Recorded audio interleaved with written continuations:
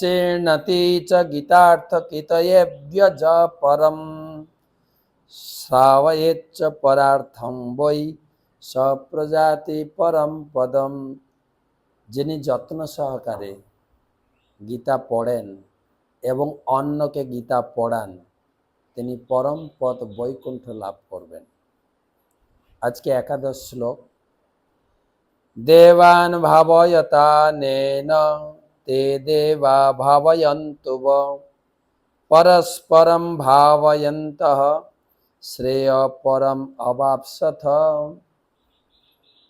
দেবান ভাবয়তানেন ते देवा भावयन्तु वः परस्परं भावयन्तः শ্রেয় পরমবাপ্সত।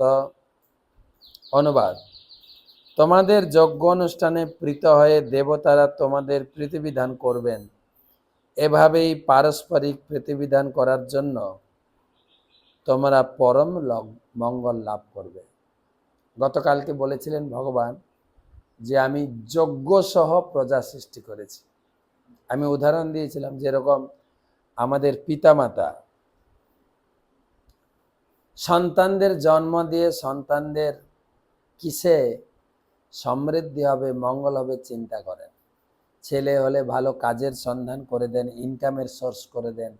মেয়ে হলে তাকে ভালো ঘরে সারা জীবন যাতে সুখে শান্তিতে থাকে সে ব্যবস্থা করেন। ভগবানও এই প্রজা সৃষ্টি করে তাদের খাওয়া থাকার বন্দোবস্ত করেছেন, যজ্ঞ সহ প্রজা সৃষ্টি করেছেন। ভগবান উৎসাহ দিচ্ছেন তুমি প্রতিদিন যজ্ঞ করবে।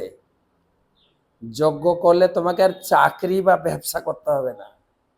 যজ্ঞ করবে, মেঘ তৈরি হবে, মেঘ হলে বৃষ্টি হবে, বৃষ্টি হলে ধান গম শাকসবজি হবে, সেইগুলো খেয়ে পুড়ে থাকবে। কোনো কারখানাতে ধান গম তৈরি হয় না, নাট বল্ট তৈরি, ওগুলো খাওয়া যায় না।